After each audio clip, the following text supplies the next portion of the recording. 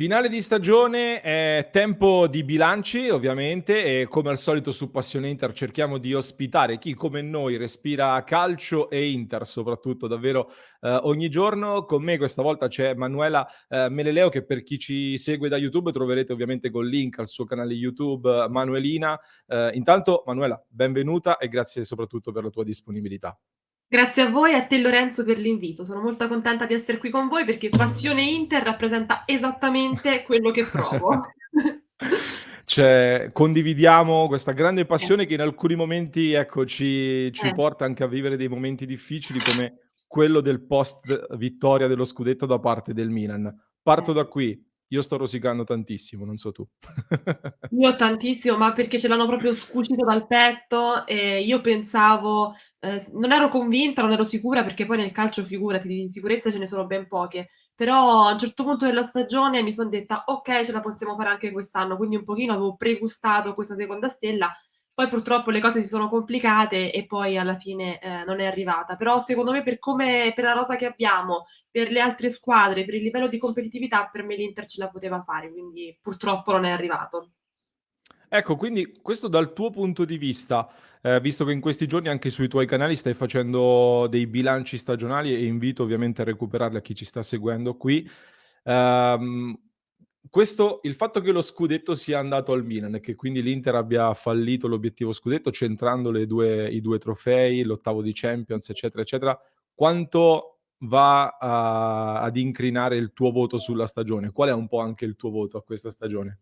Allora, io penso che la stagione dell'Inter sia una stagione ampiamente sufficiente e quasi buona, quindi io do 7, perché comunque è il primo anno di Inzaghi, allenatore nuovo, abbiamo subito un ridimensionamento rispetto a quest'estate, e quindi secondo me, comunque portando a casa 2 trofei e giocandotela fino all'ultimo, facendo una bella figura in Champions, che per carità non è un trofeo, però comunque, i quarti erano un obiettivo di questa stagione, secondo me un bel 7 pieno ci sta, forse anche 7 e mezzo.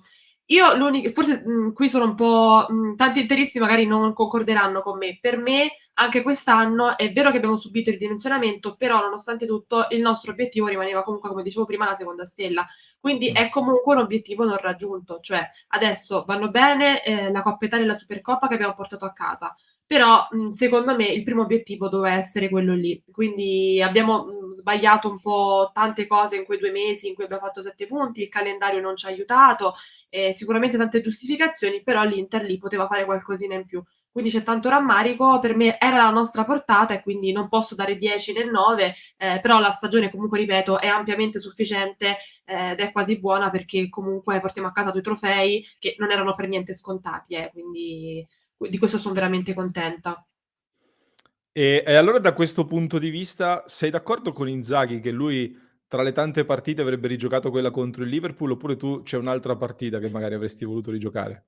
Allora, io capisco che l'opinione del mister sia una visione diversa rispetto a quella del tifoso, perché appunto lui conosce i ragazzi, lui sa dove possono arrivare, sa quello che possono fare e ovviamente hanno una visione diversa magari rispetto a quella del tifoso. Ti ripeto, per me l'obiettivo era appunto lo scudetto, quindi come ha detto anche Lautaro, io rigiocherei Bologna-Inter per come si era messo il campionato o forse la partita contro il Genoa. Insomma, cercherei più nel campionato, ecco, di rigiocare qualcosa perché se ci sono stati dei non dei fallimenti perché è una parola troppo grossa, però degli insuccessi magari li abbiamo vissuti nel campionato, più che in Champions League, perché poi il Liverpool è arrivato anche in finale, quindi so che, sportivamente per un campione o comunque, per un allenatore che guida questi ragazzi, giocare Liverpool a Liverpool è sicuramente forse il punto massimo della stagione e poi diciamo che il mister non poteva dire, che voleva rigiocare Bologna perché avrebbe attribuito troppe colpe magari ai calciatori, soprattutto a Radu, che comunque ha vissuto male questo momento, quindi io capisco le parole del mister, però non sono d'accordo perché io ti ripeto giocherei Bologna o forse Genoa-Inter, insomma il Sassuolo, avrei altre sfide che sicuramente quei match point che ci avrebbero portato ad essere i primi, che purtroppo in tutto l'anno sono stati 4 e abbiamo fallito. Quindi avrei rigiocato quelle partite lì. Chiaro, chiarissimo. Il rammarico per lo scudetto è grande e assolutamente comprensibile, soprattutto per come stanno festeggiando quelli di là in questo momento. Non Sì. so, io ho visto che hai avuto anche piuttosto coraggio, se non sbaglio su Instagram, a schierarti Sì. un po' contro Sì, l'altra sì, sì. sponda. Sì, diciamo che per me i festeggiamenti anche goliardici son bellissimi. Certo, preferirei i miei, però vedere comunque anche l'altra squadra di Milano che festeggia, non mi dà fastidio, come anche gli striscioni, ti dico la verità, non mi hanno dato fastidio perché è una rivalità che c'è ed è un po' il calcio è anche uno sport un po' ignorante, nel senso siamo abituati a Sì, queste scene qui, ecco. Per carità, però sinceramente i cori verso Cialanoglu, secondo me, forse in preda anche ai fiumi dell'alcol, si è andato un po' oltre. Comunque ricordiamo che loro in quel momento rappresentavano la società Milan, che è una società gloriosa, è un marchio, un brand, che sta crescendo soprattutto negli ultimi anni, quindi secondo me ha stonato un po', ecco, come atteggiamento. Fossero stati a casa loro, sulle loro barche, in vacanza oppure al mare, sarebbe stato diverso. Però lì, rappresentando il Milan con i dirigenti dietro, non l'ho visto proprio, cioè non mi è piaciuto più di tanto, però vabbè, comunque ce lo teniamo, sperando di poter prendere noi in giro e esatto. ricambiare questi spottoni il più nel breve tempo possibile. Dobbiamo farne tesoro, esatto, esatto. Appendere queste immagini nello spogliatoio e l'anno prossimo cercare di di rinfacciargliele.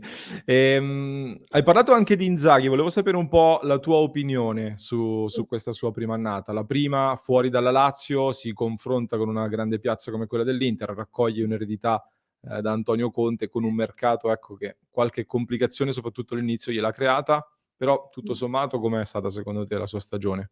La stagione del mister è stata una stagione che a cui non posso dire veramente niente. Sì, ripeto, in campionato anche lui ha delle colpe, così come c'era la squadra e probabilmente anche la società. Però è un mister che è al primo anno, è un mister che comunque ha vissuto, come dicevi giustamente tu, un'estate non semplice, cioè raccoglie sì un'eredità importante di Conte, però Conte non ha accettato questa sfida, sapendo che alcuni calciatori sarebbero andati via, sapendo del ridimensionamento, non ha accettato di allenare l'Inter, mentre invece Inzaghi l'ha fatto. Quindi già questo per me è un buon punto di partenza. Abbiamo vissuto un'estate non semplice, tante voci di mercato, partenze dolorose, insomma, però nonostante questo diciamo che come ha detto ieri Suning, come ha detto ieri Zhang, che ha ascoltato ieri l'intervista che gli hanno fatto a Inter TV, dice una cosa importante su Inzaghi, che è riuscito a mantenere saldo e fermo l'ambiente, nonostante appunto questi momenti molto difficili. Non è da tutti, lui è uno molto pacato, quindi magari neanche te lo aspetti, ma in realtà è un condottiero fermo, nonostante non faccia queste scene. Insomma, è una persona che al di là di essere allenatore dell'Inter, io sono contenta che vesti la nostra maglia e che rappresenti i nostri colori. E secondo me si è comportato bene a livello proprio caratteriale, nel senso di gestione. Ha fatto sicuramente tanto bene. Forse l'unica cosa che mi permetto, magari da fuori, di dire, in alcuni momenti, guardarlo anche in panchina, era molto agitato, molto emotivo e trasmetteva forse un po' di ansia e si rifletteva un po' sulla squadra anche questo suo stato emotivo in panchina. Quindi magari dove c'era da calmare, dove c'era da spegnere un po' il fuoco, perché noi abbiamo giocatori giovani, focosi, Lautaro, Barella, insomma, che tendono ad andare verso quella direzione, avrebbe dovuto un po' riportarli verso la calma. Non avremmo perso la partita contro il Bologna, non avremmo segnato contro il Genoa, contro il Sassuolo non sarebbe andato così. Quindi, ma sono tutte esperienze che sicuramente saranno da tesoro per la prossima stagione per evitare di commettere gli stessi errori. Però il mister in generale, forse tolto qualche cambio che non mi ha visto troppo d'accordo, devo dire che ci porta 2 coppe, insomma la Supercoppa contro la Juve, è l'anti-Juve, diciamolo, perché Sì. insomma 2 volte in finale, 2 volte le ha battuti, anche con la Lazio, insomma era l'unico che riusciva a battere la Juve, quindi io do tanta fiducia al mister e spero appunto che la prossima stagione rimanga con noi, ma penso che sia abbastanza scontato. Ecco, allora da questo punto di vista, prima di girarti poi anche alcune domande che ci hanno mandato dal club di Passione Inter, hai parlato della prossima stagione, ti chiedo: è scudetto a tutti i costi oppure si prova a fare il massimo ovunque e vediamo cosa arriva?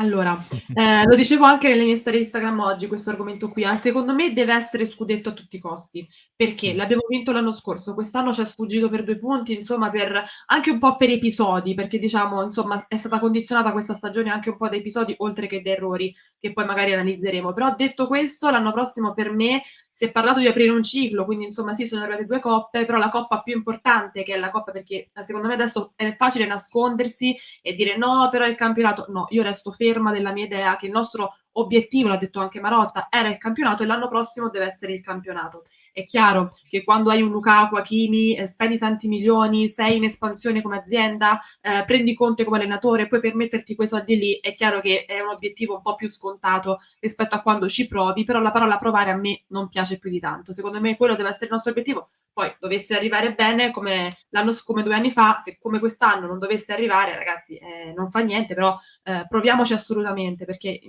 l'obiettivo Champions secondo me sarebbe un po' riduttivo per l'Inter. Chiaro, chiaro. E da questo punto di vista facevi riferimento infatti prima anche all'intervista del presidente, mi è sembrato Mh, abbastanza netto anche lui nel dare l'indirizzo verso mh, lo scudetto ed è un segnale comunque importante, nonostante comunque i timori dei tifosi e di tanti in vista di questo mercato, sì. estivo. Ti voglio girare, un paio di domande che sono arrivate dal club di Passione Inter, dal nostro Stefano, e non solo. Una curiosità personale legata alla tua passione per l'Inter, appunto. Ci chiedono un po' la più classica delle domande, ovvero com'è nata la tua passione, una cosa ereditaria oppure c'è stato un episodio particolare magari che ti ha legato a questi colori? Allora guarda, nella mia famiglia nessuno tifa l'Inter, cioè 0. Mh. Anzi, hanno cercato di sabotarmi in tutti i modi perché l'ambiente del calcio non piace a nessuno nella mia famiglia. Però ti dico, ero piccola e a me il calcio cioè a me piace guardare le partite di calcio, a volte anche quando c'è un campetto con qualche ragazzo dentro mi fermo a guardare, mi piace: "Oh, ho visto quello gioca così, quello è bravo, quello no." Cioè è proprio una passione che c'ho e avevo Sì, anche da piccola, quindi comunque guardando le varie partite poi l'Inter cioè dico sempre: "Non l'ho scelta io, mi ha scelto lei." Perché io guardavo e poi pian piano: "Mamma voglio la maglietta dell'Inter, mamma voglio lo zainetto dell'Inter, voglio andare alla partita." E quindi mi sono sì. affezionata così proprio completamente da sola. L'Inter, no, tra l'altro quando io ero piccina, insomma, non è che andasse benissimo, nonostante insomma il blasone che aveva, quindi, mi ha scelto lei e di questo son contenta perché, ovviamente non me ne pento e sono orgogliosa. Assolutamente, anzi. E da questo punto di vista poi c'è anche un giocatore, magari ci chiedevano, a cui sei legata della storia e se c'è uno anche dell'Inter attuale. Sì, vabbè, della storia penso che sia scontato dire Zanetti, Mh. ovviamente, che è una perché io al di là dei giocatori, dei calciatori, guardo tanto anche l'aspetto umano, quindi Zanetti non devo dirvelo io, la persona che è, e quindi ovviamente mi ha sempre conquistato, insomma, con la sua professionalità, ed è un esempio secondo me per tutti e fa anche, insomma, onore all'Inter averlo avuto e averlo ancora in dirigenza. Quindi ovviamente lui, poi vabbè l'anno del triplete ovviamente ero tanto legata a Milito, avevo le fanpage, gestivo queste fanpage da, 100.000 K, ragazzi veramente facevo un lavoro incredibile, ovviamente non ero pagata, però perdevo le ore a fare i commenti, a mettere post, perché anche È Milito la ovviamente passione, è la sì, sì, passione sì, que mi sono tanto affezionata.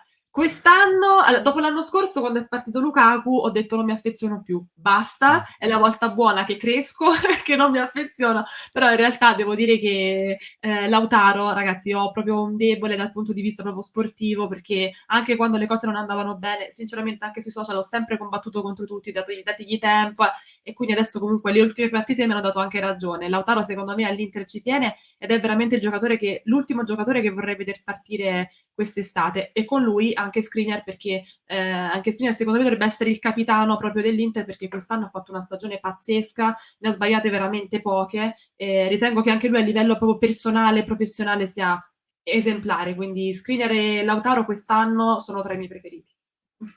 sono molto allineato su tutti questi temi e stai parlando con una persona che ha comprato la maglia con lo scudetto di Lukaku quest'anno, proprio prima che andasse via, quindi il perfetto, proprio alla perfezione.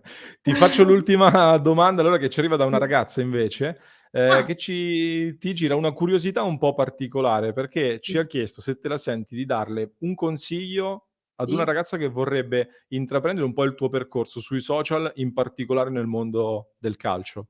Assolutamente sì, grazie della domanda. Allora, io quando ho iniziato, innanzitutto, non ero avvezza a questo mondo e non me l'aspettavo, però pian piano vedevo che condividendo la passione comunque, avevo seguito e quindi mi dicevo: "Perché non farlo?" Arriva un certo punto in cui oltre al seguito però, oltre alle cose positive, arrivano anche Mh. le cose negative, quindi tanti haters, tanto odio, tanti commenti, soprattutto tanto sessismo, perché purtroppo, nonostante lo si voglia un po' nascondere oppure aggirare oppure anche combattere, come cerco di fare io nel mio piccolo, purtroppo il sessismo nel mondo del calcio c'è ancora, perché da tante persone è visto come un ambiente chiuso, solo per maschi, la partita si guarda tra amici, le ragazze no, le ragazze vanno a fare shopping oppure guardano la danza, non è uno sport per ragazze.